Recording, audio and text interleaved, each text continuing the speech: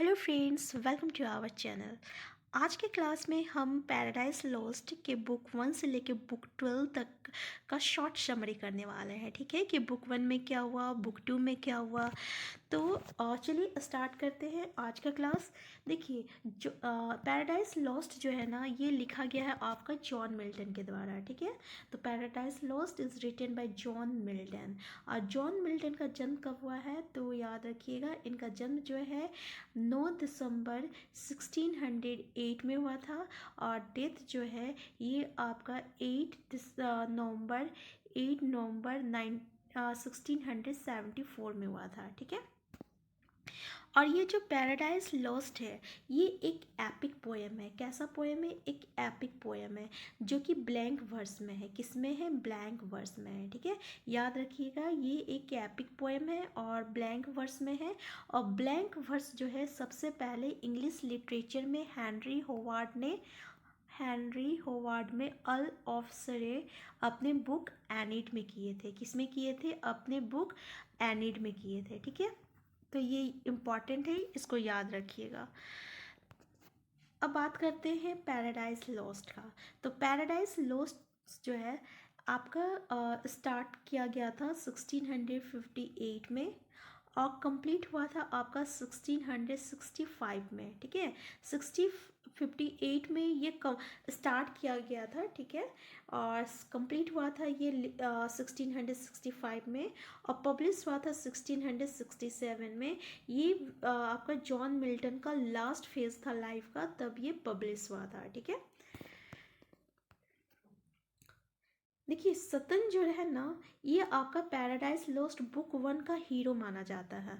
और एडाम जो है ये आपका पैराडाइज लॉस्ट का प्रोटागेनिस्ट माना जाता है। ठीक है, प्रोटागेनिस्ट मतलब भी हीरो ही होता है। कि प्रोटागेनिस्ट कौन है तो उसके हीरो के बारे में बोला जाता है। तो बुक 1 का हीरो जो है सतन है, लेकिन पूरा पैराडाइज लॉस्ट का हीरो कौन है तो याद रखिएगा एडाम है। तो ये इम्पॉर्टेंट है और इसमें कंफ्यूज मत होइएगा कि पैराडाइज लॉस्ट बुक 1 का हीरो कौन है। तो याद रखिएगा कि बुक हीरो 1 का हीरो जो है वो सतन है। और पैराडाइज लॉस्ट जो कि 12th बुक में है, तो इसका हीरो कौन है तो इसका हीरो और प्रोटैगनिस्ट जो है वो एडाम है। देखिए, सतन जो है ना ये लूसीफर है। और लूसीफर कौन है तो लूसीफर जो आपका हेवन में है और ये गॉड के साथ ही थे। लेकिन ये अब आगे हम पढ़ेंगे कि लूसीफर जो है वो सतन कैसे बना। ठीक है, ये जो स्टोरी है ना बिल्कुल बीच से स्टार्ट किया गया है। तो ये याद रखिएगा, ये स्टोरी पूरा बीच से स्टार्ट किया गया है, फिर बाद में इसको पूरा कहानी बताया जाता है कि एक्चुअली इसमें हुआ क्या था। ठीक है, देखिए नेक्स्ट पॉइंट है कि पैराडाइज लॉस्ट बुक 1 का थीम क्या है। तो men's first take off act of disobedience that cause the fall of man from heaven to earth. देखिए, पहला बुक 1 में क्या होता है कि कैसे मेन जो है डिसअवॉइडेंस करता है गॉड का, जिसके कारण क्या होता है, इसका फॉल ऑफ मैन होता है। कहाँ से? हेवन से लेके अर्थ में। तो देखिए बुक 1 में क्या होता है। Theme: fall of man, invocation, Satan and his banishment from heaven with fallen angels pandemonium। देखिए, बताया गया था कि ये बिल्कुल बीच से स्टार्ट हुआ है। ठीक है, तो ये बीच में क्या होता है, बीच से स्टार्ट हुआ है, इसमें क्या होता है कि फॉल ऑफ मैन होता है। सतन को जो है ना हेवन से फेंक दिया जाता है, निकाल दिया जाता है और इसको हेल में फेंक दिया जाता है, लेक ऑफ फायर में। और सतन और गॉड के बीच में ना यहाँ पे बैड एंजल है और गुड एंजल है। गुड एंजल में आपका गॉड लोग आ गए और सन लोग आ गए। ठीक है, गुड एंजल है और बैड एंजल है, जो कि दो अलग अलग में डिवाइडेड है। आपका गुड एंजल जो है आपका गॉड हो गया, सन हो गया, ये लोग है। और बैड एंजल में सतन आ गया। ठीक है, तो लूसीफर जो था ये भी पहले आपका हेवन में थे और ये बहुत ही खूबसूरत और थे, बहुत ही चार्मिंग थे। तो ये क्या सोचते थे ना कि गॉड का सेकंड कमांड जो रहेगा वो कौन बनेगा, ये हम बनेंगे, लूसीफर बनेंगे। लेकिन गॉड ने क्या किया कि अपना सेकंड कमांड में वो सन को चूज़ कर लिया।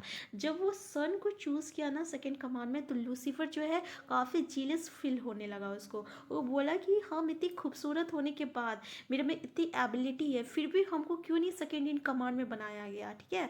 तो इसके कारण वो क्या किया, आपका गॉड से सीधे बगावत करने लगा, जिसके कारण गॉड क्या किए, दोनों के बीच लड़ाई होता है, गुड एंजल और बैड एंजल के बीच में, यानी गॉड और सतन के बीच में, और लूसीफर को आपका हेवन में फेंक दिया जाता है, ठीक है। तो ये जो फाइट जो है आपका गुड एंजल और बैड एंजल के बीच में, ये कितने दिन तक चला था, तो याद रखिएगा ये फाइट जो है ये 3 दिन तक चला था, ठीक है। और सतन को सॉरी लूसीफर को फेंक दिया गया था बैड एंजल के साथ, कहाँ, हेल में, लेक ऑफ फायर में, जहाँ वो लोग कहाँ थे, 9 दिन तक थे, ठीक है, 9 दिन तक थे। तो सतन जो है वही एक क्रिएशन करता है पैंडीमोनियम का। और पैंडीमोनियम क्या होता है, तो ये आपका कैपिटल है किसका, हेवन, इस हेल का कैपिटल है, ठीक है। ये क्या है, हेल का कैपिटल है। अब देखिए बुक 2 में क्या होता है, council of evil spirits to tempt Adam and Eve, gates of hell guarded by Sin and Death. देखिए एक काउंसिल रखा जाता है आपका पैंडीमोनियम में, जहाँ पे ये बोला जाता है सतन और उसके जो कमांड है बिजल हब, वो लोग क्या कहते हैं कि कैसे हम लोग एडम और ईव को टेम्प्ट करें, ठीक है। क्योंकि वो लोग क्या करते हैं, वो गॉड से बदला लेना चाहते हैं। तो गॉड का सबसे अच्छा क्रिएशन अभी एडम एंड ईव है फॉरेस्ट ऑफ गार्डन में। तो वो क्या करते हैं, अगर हम लोग टेम्प्ट करते हैं एडम एंड ईव को, ठीक है, और तो क्या होगा, हम लोग क्या करेंगे, गॉड से बदला ले लेंगे, ऐसा इन लोग काउंसिल करता है। तो gates of hell guarded by Sin and Death, याद रखिएगा, गेट्स ऑफ हेल, ठीक है, ये कौन गार्ड करता है, तो सीन और डेथ करता है। सीन कौन है, सीन जो है ना, ये आपका सतन की बेटी है, क्या है, सतन की बेटी है सीन। और सतन जब सीन का रेप करता है ना, तब इससे क्या कौन पैदा लेता है, डेथ पैदा लेता है, ठीक है। और इसका मतलब डेथ जो है ये आपका सतन का बेटा है, ठीक है, ये याद रखिएगा। तो गैट्स ऑफ हेल को कौन गार्ड कर रहा है, सीन और डेथ गार्ड कर रहा है, ठीक है। अब बुक 3 आया। देखिए बुक 3 में क्या होता है, God sees the fall, sends Raphael to warn Adam and Eve, Son offers himself for sacrifice to take the sin, Satan disguise ask Uriel the way to earth. अब देखिए गॉड को तो सब पता है ना कि क्या हो रहा है क्या नहीं हो रहा है, उसको सब पता है, ठीक है। तो वो क्या करता है, राफेल को क्या करता है, एडम के पास भेजता है और ईव के पास, कि तुम जाके वार्निंग दो उसको कि वो जो फॉरबिडन फ्रूट है वो किसी भी तरीके से नहीं खाना है, ठीक है। क्योंकि ये बताता है कि ये फॉरबिडन फ्रूट, ये गॉड का ऑर्डर है कि ये फॉरबिडन फ्रूट जो कि गार्डन ऑफ ईडन में है, गार्डन ऑफ ईडन में एक फॉरबिडन फ्रूट है, उसको नहीं खाना है। ये आपका गॉड जो है भेजता है राफेल को एडम और ईव को वार्न करने के लिए। सन ऑफर हिमसेल्फ मतलब क्या हुआ कि सन जो है अपने आप का सेक्रीफाइस करता है, कि मेन से जो भी गलती हुआ उनके पापों का प्रायश्चित करने के लिए इस सन अपने आप को सेक्रीफाइस करेंगे। यहाँ पे सन का मतलब क्या हो गया, जीसस क्रिस्ट से बोला जा रहा है, ठीक है, कि जीसस क्रिस्ट जो है अपने आप को सेक्रीफाइस कर देंगे for the redemption of the sin of man, ठीक है। Satan disguised ask Uriel the way to earth. Satan जो है वो यूरियल से क्या पूछता है, यानी अर्थ का वे पूछता है कि किधर से जाना है, ठीक है, उसका मतलब पाथ पूछता है। नेक्स्ट पॉइंट है हम लोग का book 4, a God in Eden, Satan tempts Eve in dream and state free again. देखिए God in Eden, Satan tempts Eve in dream, यानी बुक 4 में क्या होता है, सतन जो है ना इव के सपनों में आता है और उसको टेम्प्ट करने की कोशिश करता है, ठीक है। नेक्स्ट है बुक 5 में क्या होता है कि Eve tells her dream to Adam, daily routine, Raphael, यहाँ पे रैफल होगा, Raphael comes a banquet, informs about the revolt of the fallen angels. अब बुक 4 में क्या हुआ था कि आपका सतन जो है वो ड्रीम में इव को टेम्प्ट करने की कोशिश करता है, ठीक है। तो बुक 5 में इव जो है ना अपने सपनों के बारे में बताती है कि वो सपने में क्या देखी। फिर अपना वो डेली रूटीन करने लगे। रैफल आता है और बताता है कि क्या फॉरेन एंजल के साथ कैसे रिवोल्ट हुआ था, उसके बारे में वो बताता है बुक 5 में। फिर बुक 6 में क्या होता है कि रैफल जो होता है ना वो रिवोल्ट की सारी स्टोरी को बताता है कि कैसे क्या हुआ, कैसे सन गॉड के और लूसीफर के बीच में लड़ाई हुआ, लूसीफर को कैसे हेवन से फेंक दिया गया आपका हेल में, कितने दिन तक लड़ाई हुआ था। ये सारी स्टोरी आपका रैफल जो है एडाम को सुनाता है। बुक 7 में story of creation of this world is narrated to Adam and Eve by Raphael. तो बुक 7 में ये बताता है रैफल एडाम को कि कैसे ये नया वर्ल्ड का गॉड जो है आप एडाम का क्रिएशन किया, एक नया अर्थ का क्रिएशन किया, इसके बारे में एडाम को रैफल बताता है, ठीक है। बुक 8 में क्या होता है, Adam narrates his story and Eve to Raphael. Adam जो है अपनी स्टोरी बताता है, आप Adam narrates his story and Eve to Raphael, यानी अपनी स्टोरी बताता है एडम रैफल को कि किस तरीके से गॉड इसे बनाया, और ये जब अकेले होने लगे तो ये अपने कंपेनियन के लिए गॉड को कहा कि मेरी कंपेनियन के लिए कुछ हमें दो, जिससे कि हम भी अपना मतलब एंटरटेन कर सके, कि किसी के साथ समय बिता सके। तब किस तरीके से ईव का क्रिएशन हुआ, ठीक है। तो ये आपका एडम जो है आपको रैफल को बता रहा है। नेक्स्ट बुक 9th में क्या होता है, temptation disobedience by Adam Eve regarding the fruit. वहाँ पे बुक 9 में आपका जो सतन है ना वो टेम्पेट कर देता है ईव को।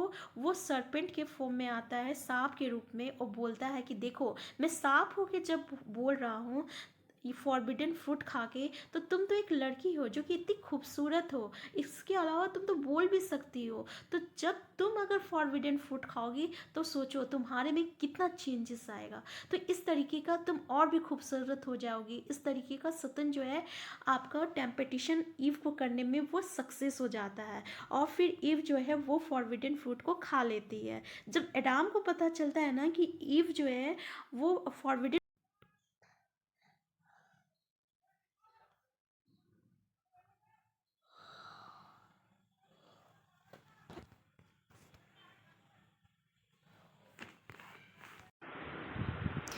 तो डियर जब एव जो है ना वो फॉरबिडेंस फ्रूट खा लेती है तो फिर एडाम सोचता है कि अब वो अकेले रह कर क्या करेगा, क्योंकि जब तक वो फ्रूट नहीं खाया था, ठीक है ना, जब तक ये लोग फ्रूट नहीं खाए थे तब तक ये एक प्योर सोल थे। याद रखिएगा ये प्योर सोल थे, और ये एक नेचुरली जो फीलिंग होती है ना, एक ट्रू लव जो होता है वो इन लोगों में था। लेकिन जैसे ही ये फॉरबिडन फ्रूट खाए इनमें लस्ट आ गया। याद रखिएगा फॉरबिडन फ्रूट खाने के बाद इनमें लस्ट आ गया। ये एक दूसरे को ब्लेम करने लगे कि ये तुम्हारी वजह से हुआ, ये तुम्हारी वजह से हुआ, क्योंकि ये लोग जैसे ही फ्रूट खाए ना इनमें लस्ट आ गया। फिर ये आपस में क्या किया, अपना सेक्सुअल डिज़ायर पूरी किए, ठीक है ना। फिर ये अपना सेक्सुअल कॉन्टेक्ट किए, तो जिसके कारण फिर क्या हुआ कि जब गॉड आए तो वो एक दूसरे को ब्लेम करने लगे कि ये तुम्हारे कारण हुआ, ये तुम्हारे कारण हुआ।